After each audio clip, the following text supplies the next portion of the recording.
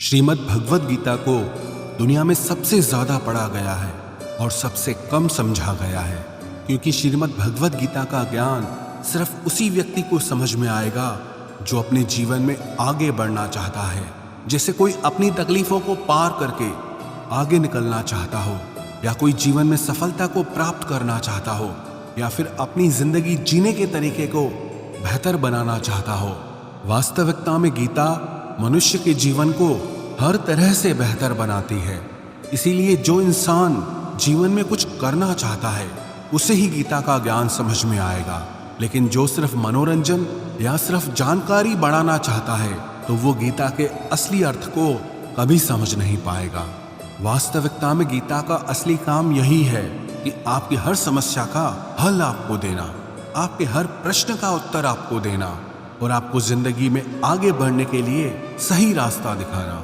आज हम उसी श्रीमद् भगवद गीता की 10 शिक्षाओं के बारे में चर्चा करेंगे। श्रीमद् भगवद गीता की पहली शिक्षा यह है कि ये कलयुग अर्थ और काम का युग है। इसका मतलब आज के युग में लोग आपसे सिर्फ तभी रिश्ता रखेंगे, आपसे सिर्फ तभी प्रेम से बात करेंगे, या तो उनका आपसे कोई काम बनता हो या आपसे किसी को पैसे मिलते हों। आज के समय में किसी के मीठे शब्दों से उसके चरित्र को अच्छा मत समझ लेना। ये मीठे शब्द आपको फंसाने के लिए बोले जाते हैं। जैसे ही किसी का स्वार्थ आपसे पूरा हो जाता है, फिर पता चलता है कि उस इंसान की असली जुबान कैसी है, क्योंकि इंसान को छलने के लिए मीठे शब्दों से बड़ा और कोई हथियार नहीं होता। अपना काम बनाने के लिए लोग आपकी तारीफ भी करेंगे, अपना काम बनाने के लिए लोग आपको अपना भी कहेंगे, अपना बनाएंगे भी। अपना काम निकालने के लिए लोग आपसे रिश्ता भी जोड़ेंगे, लेकिन अगर आप उनके इस व्यवहार को सच समझकर इसमें फंस जाएंगे तो आगे चल के आपके दिल को बहुत बड़ा धक्का लगेगा। कहते हैं ना, वक्त आने पर गधे को भी बाप बनाना पड़ता है। वास्तविकता में ये वही युग चल रहा है जहां लोग अपना स्वार्थ पूरा करने के लिए किसी भी हद तक गिर सकते हैं। किसी शहर में एक गुरुजी का नाम बहुत प्रसिद्ध था, सब लोग उनको बहुत मानते थे। तो वहाँ का एक व्यापारी उन गुरुजी के पास गया और गुरुजी से कहने लगा कि मुझे अपना शिष्य बना लो, मुझे दीक्षा दे दो। तो गुरुजी ने उस व्यापारी को दीक्षा देके अपना शिष्य बना लिया। दूसरे दिन उस व्यापारी ने अपने गुरुजी की तस्वीर अपनी दुकान पे लगा दी। जब लोग वहाँ से गुजरने लगे तो वो लोगों से कहने लगा कि आप मुझसे सामान खरीदो, सबसे अच्छा और सबसे सस्ता सामान मैं ही बेचता हूँ। मैं अपने गुरुजी की कसम खा के कहता हूँ कि मैं आपसे कोई लाभ नहीं कमा रहा। धीरे धीरे बात गुरुजी के कानों तक पहुँची कि कोई एक व्यक्ति है जो आपका नाम लेकर, आपकी कसमें खाकर लोगों को सामान बेचता है, लोगों को बेवकूफ़ बनाता है, और लोग उसके पास इसलिए चले जाते हैं क्योंकि वो आपका शिष्य है, और यहाँ तक कि वो आपकी कसमें भी खाता है और लोग उस पर भरोसा कर लेते हैं कि अपने गुरु की कसम खाता है तो कैसे ये धोखा कर सकता है। एक दिन गुरुजी उसकी दुकान पर गए तो गुरुजी ने जाके देखा कि वास्तविकता में कि ये मेरी कसमें खा करके लोगों को सामान बेचता है। तो गुरुजी ने उस व्यापारी से कहा कि तुम मेरे शिष्य होकर लोगों के साथ धोखा क्यों करते हो, तुम्हें तो अच्छे काम करने चाहिए। तो वो व्यापारी बोला, मुझे गुरु शिष्य कुछ समझ नहीं आता, मुझे सिर्फ अपना फ़ायदा समझ आता है। मैंने देखा कि सारा शहर आपको मानता है तो मुझे समझ आया कि आपको गुरु बनाने से मुझे बहुत फ़ायदा मिलेगा। मेरी कोई धर्म में रुचि नहीं है, मेरी फ़ायदे में रुचि है। और जब से मैंने आपका नाम लेना शुरू किया, आपके नाम की कसमें खानी शुरू की, तब से मेरा व्यापार और बढ़ गया है। ये सुनकर गुरुजी को बहुत धक्का लगा कि कैसा समय आ गया है, कैसा युग आ गया है कि लोग अपने फायदे के लिए किसी भी हद तक जा सकते हैं। ये किसी वक्त की विडंबना है कि लोग अपने माँ बाप तक को नहीं छोड़ते, अपने गुरु तक को नहीं छोड़ते। इंसान इंसान को नोच के खा रहा है। हर इंसान कोशिश करता है कि सिर्फ मेरा फायदा होना चाहिए, चाहे सामने वाले का कितना ही नुकसान क्यों ना हो जाए। आज के युग में अगर आप किसी को अपना फायदा उठाने दोगे तो लोग वो मौका कभी नहीं छोड़ने वाले।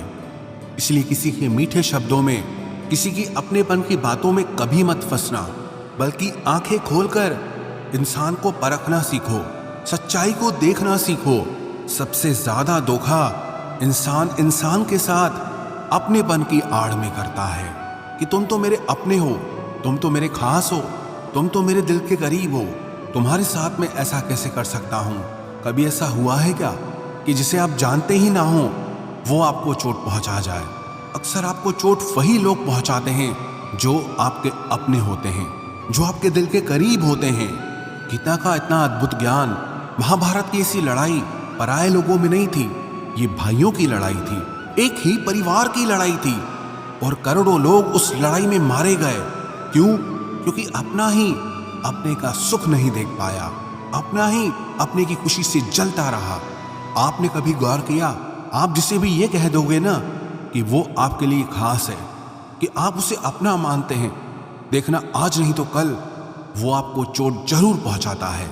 वक्त लगता है, एक दिन में बात समझ नहीं आती, लेकिन एक दिन जरूर समझ आती है कि यहां कोई अपना नहीं है। इस शिक्षा का उपदेश ये नहीं है कि हम लोगों से नफरत करने लग जाएं या लोगों से गलत व्यवहार करने लग जाएं। इस शिक्षा का यही अर्थ है कि आप लोगों के भरोसे मत बैठे रहो। आप किसी से ये उम्मीद लगा के मत बैठ जाओ कि ये आपका जिंदगी भर साथ देगा, कि वो आपका साथ कभी नहीं छोड़ेगा। अरे सब साथ छोड़ते हैं। आपकी जिंदगी में कई लोग आएंगे और कई लोग जाएंगे। ये जो आप अपने दिल में बिठा के बैठ जाते हैं कि ये मेरा हमेशा साथ देगा, ये बात कभी अपने दिमाग में मत आने देना। हमेशा के लिए तो हमारा शरीर भी हमारे साथ नहीं रहेगा, वो भी एक दिन छूट जाता है। तो आप लोगों से क्या उम्मीद लगाते हो?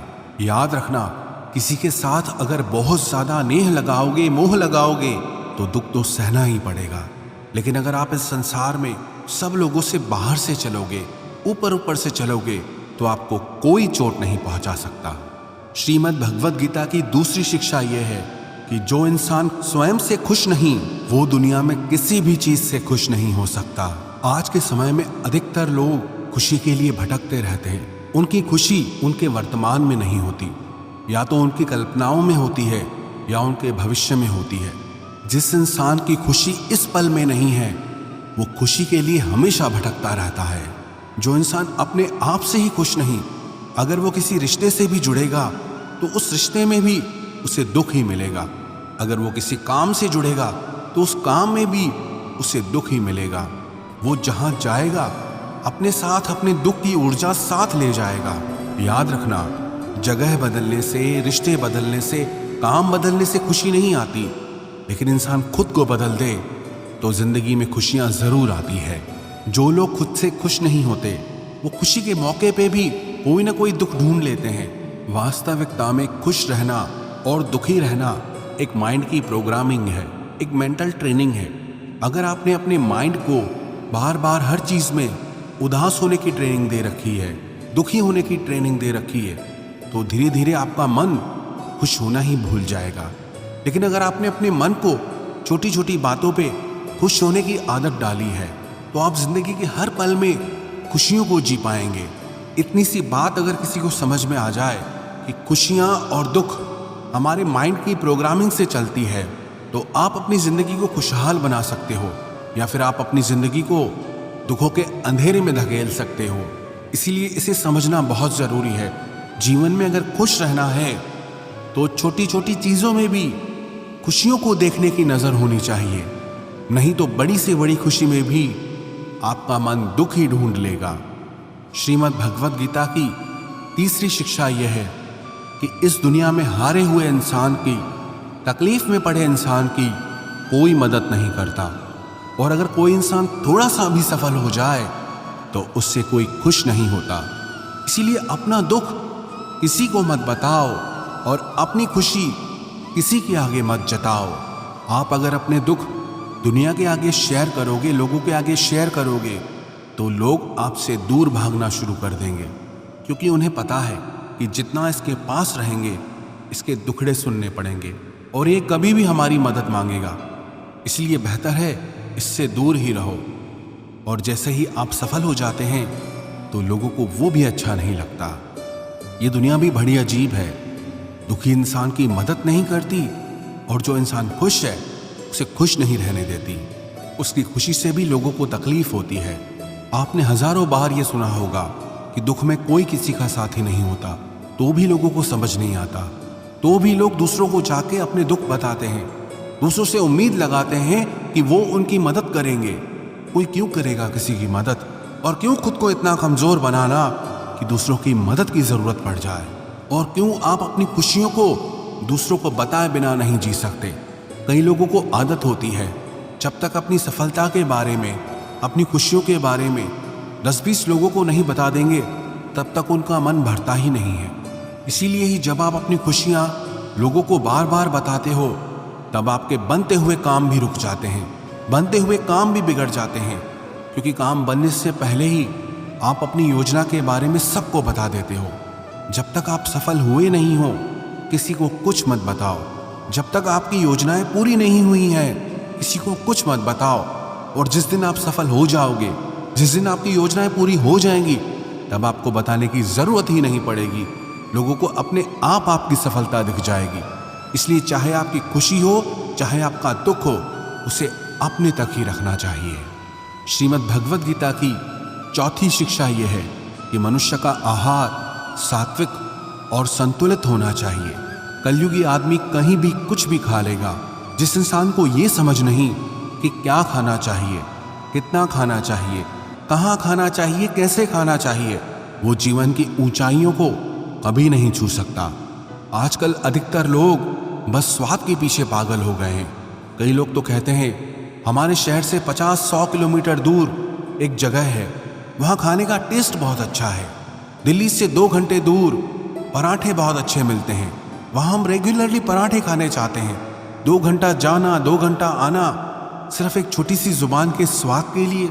याद रखना, जो लोग कहीं से भी कुछ भी खा लेते हैं, उन्हें इस बात की समझ होनी चाहिए कि उस भोजन में, उस आहार में ना पवित्रता है, ना प्रेम है। उस व्यक्ति को आपसे कोई प्रेम नहीं है, और उस आहार को बनाने में कोई पवित्रता का ध्यान नहीं रखा जाता। लेकिन लोगों को किसी बात से फर्क नहीं पड़ता, बस जुबान पे टेस्ट आना चाहिए। फिर चाहे हमको 10 दिन का सड़ा हुआ खाना खिलाया जाए, बस टेस्ट अच्छा होना चाहिए।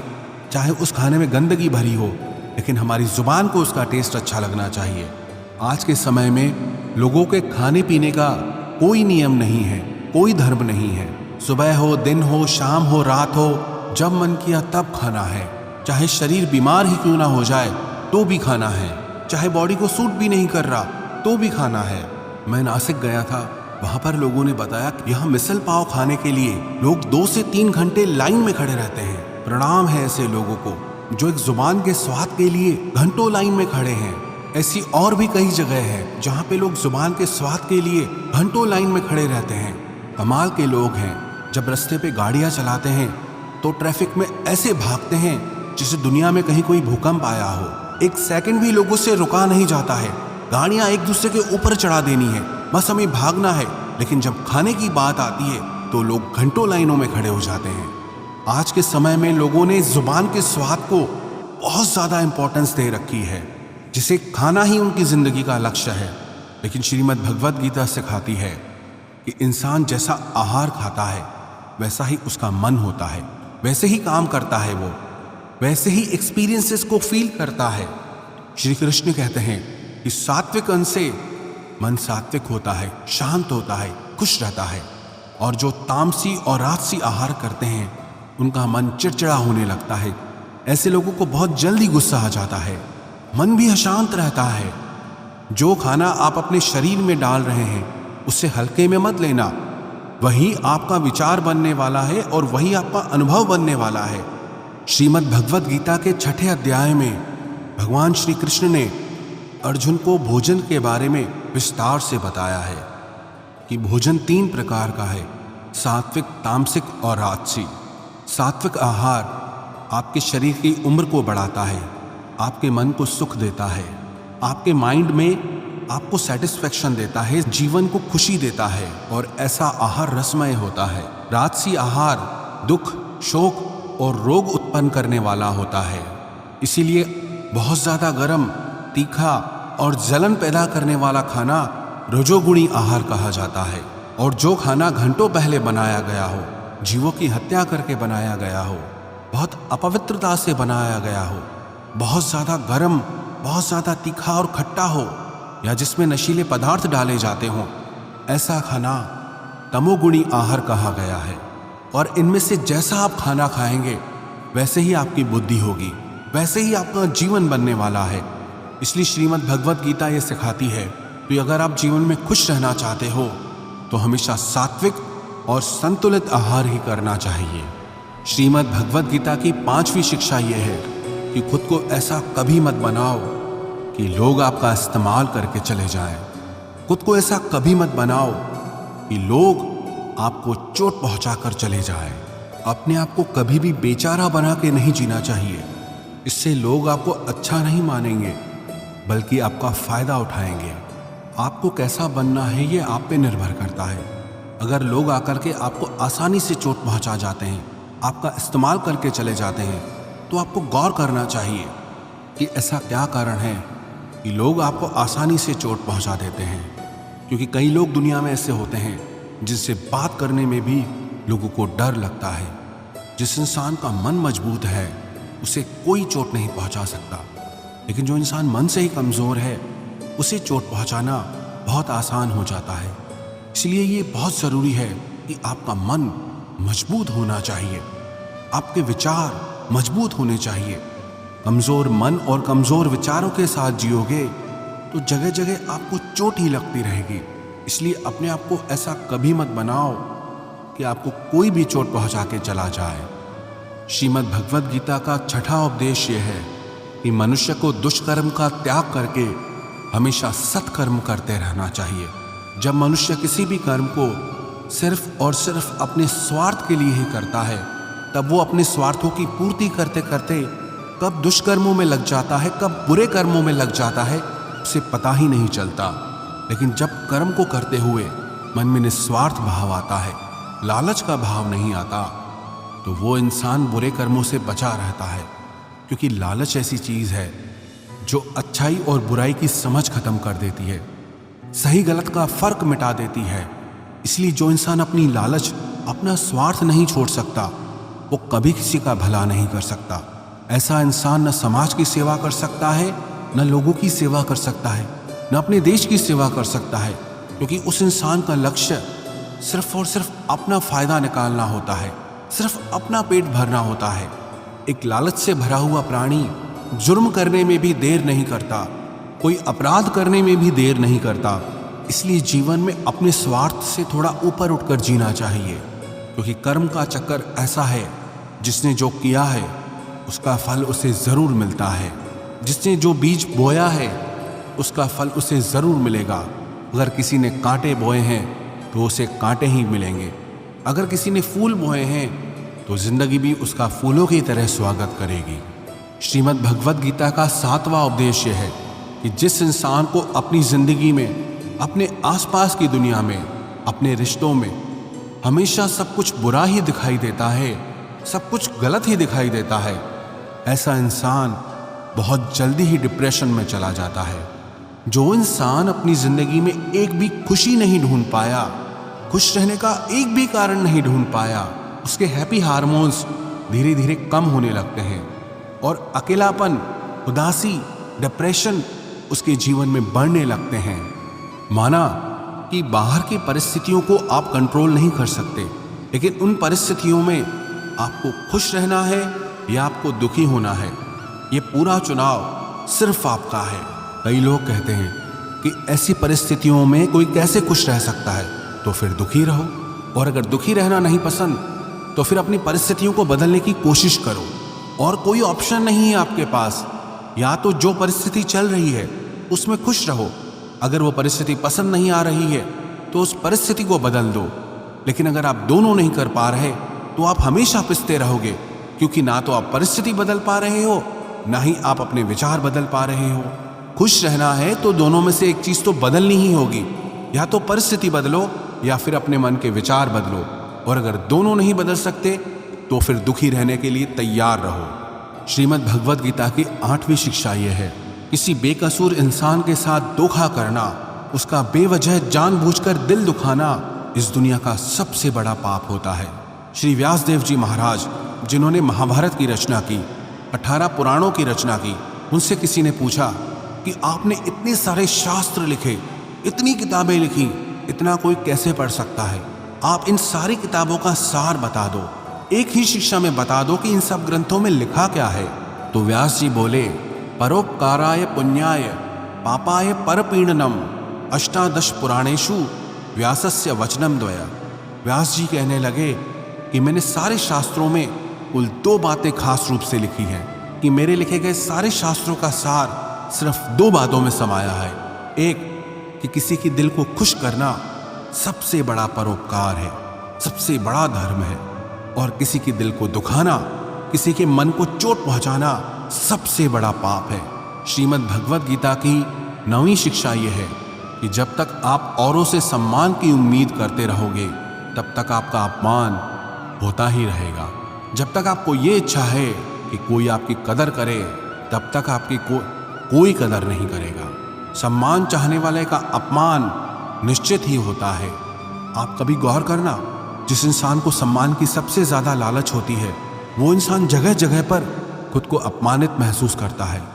वो कहते हैं ना कि शादियों में फूफाजी मुंह बना लेते हैं, हर चीज पे खुद को अपमानित महसूस करते हैं। क्यों? क्योंकि उनके मन में सम्मान पाने की कामना है, और वो सम्मान पाने की कामना ही उन्हें जगह जगह पे अपमानित महसूस कराती है। हालांकि कोई उनका कुछ करता नहीं है, लेकिन जब जिस सम्मान को पाने की उम्मीदें वो लगा के बैठते हैं उसी की वजह से उन्हें लगता है कि हर जगह हमारा अपमान हो रहा है। कुछ अजीब ही चक्र है। जो लोग सम्मान चाहते हैं उन्हें अपमान मिलता है, जो लोग प्रेम चाहते हैं उन्हें छल मिलता है, जो लोग अच्छा व्यवहार चाहते हैं उन्हें गलत लोग मिल जाते हैं। वास्तविकता में सम्मान चाहने और मांगने की चीज नहीं है, वो आपके कर्मों के अनुसार आपको स्वयं मिलता है। प्रेम मांगने की चीज नहीं है, वो आपके व्यवहार के अनुसार आपको स्वयं मिलेगा। जब आप इन चीजों को मांगने लगते हो, चाहने लगते हो, तो बदले में आपको सारी उल्टी चीजें ही मिलने लगती हैं। इसलिए जीवन में सम्मान की उम्मीद लोगों से मत रखना, प्रेम की उम्मीद लोगों से मत रखना, और अच्छे व्यवहार की उम्मीद भी लोगों से मत रखना। कई लोग कहते हैं कि हम कम से कम इतना तो डिजर्व करते हैं कि सामने वाला हमसे अच्छा व्यवहार करे। सामने वाला आपसे कैसा व्यवहार करेगा आप उसे कंट्रोल नहीं कर सकते, वो उसके लिए पूरी तरह से आज़ाद है। वो आपके साथ अच्छा व्यवहार करे या बुरा व्यवहार करे, आप उसमें कुछ नहीं कर सकते। इसलिए ऐसी चीज़ों को चाहना ही छोड़ दो जिन पे आपका कंट्रोल नहीं है।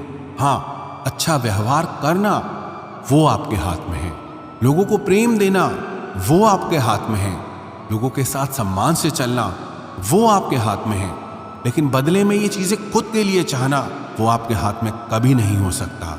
लेकिन जिस पल आप सम्मान, प्रेम और अच्छे व्यवहार की चाहना छोड़ देते हो, प्रकृति अपने आप ही आपको ये सब चीज़ें देना शुरू कर देती है।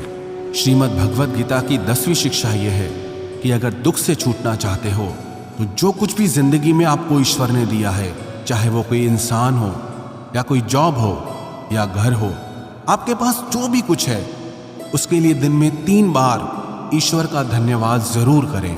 क्योंकि जो लोग धन्यवाद के भाव में जीते हैं उनके जीवन से शिकायत का भाव चला जाता है, और जिसे अपने जीवन में किसी से भी कोई भी शिकायत नहीं है उसके जीवन में दुख टिक ही नहीं सकता है। सिंपल सा गणित है, अगर आपके जीवन में 100% धन्यवाद का भाव है, ग्रेटिट्यूड का भाव है, तो शिकायतें और मन की तकलीफें 0% पे रहेगी।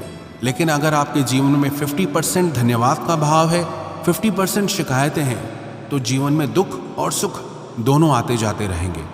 लेकिन अगर आपकी जिंदगी में 100% शिकायतें ही शिकायतें हैं और 0% धन्यवाद का भाव है, तो आपका मन हमेशा दुखी रहेगा। क्या आपको पता है कि दुख भी जगह ढूंढता है कि इस इंसान को हर बात से तकलीफ होती है, ये मेरा पक्का ग्राहक है, अगर मैं इसके पास जाऊंगा तो ये बाहें खोल के मेरा स्वागत करेगा, क्योंकि इससे हर चीज से तकलीफ होती है।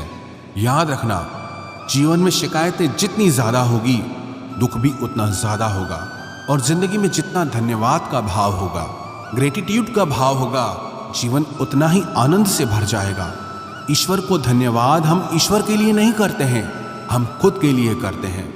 हम ये रियलाइज करने के लिए करते हैं कि कईयों को वो सब कुछ नहीं मिला जो ईश्वर ने, प्रकृति ने हमको दिया है। एक व्यक्ति तपती हुई धूप में चला जा रहा था, बहुत गरीब था, पैरों में पहनने के लिए चप्पल भी नहीं थी।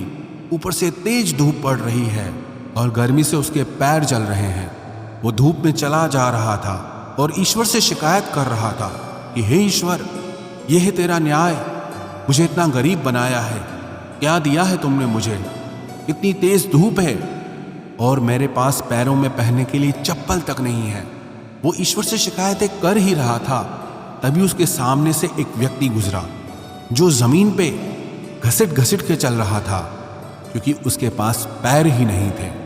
जब उस घसीटते हुए व्यक्ति को उसने देखा तो उसका मन उसी समय धन्यवाद से भर गया कि हे ईश्वर, तेरा लाख लाख धन्यवाद है कि कम से कम मैं अपने पैरों पे तो चल पा रहा हूं। इस बेचारे के पास तो पैर भी नहीं है। जीवन में जब भी शिकायत आए ना, तो एक बार उन लोगों पे नजर जरूर डालना जो वो सब हासिल करने में लगे हुए हैं जो ईश्वर ने आपको दिया है। चॉइस आपकी है। अगर आप जिंदगी से शिकायतें करोगे तो दुख आपका साथी बन के खड़ा हो जाएगा। अगर आप अपनी जिंदगी को ग्रेटिट्यूड से, धन्यवाद से भर दोगे तो आपकी पूरी जिंदगी आनंद से भर जाएगी।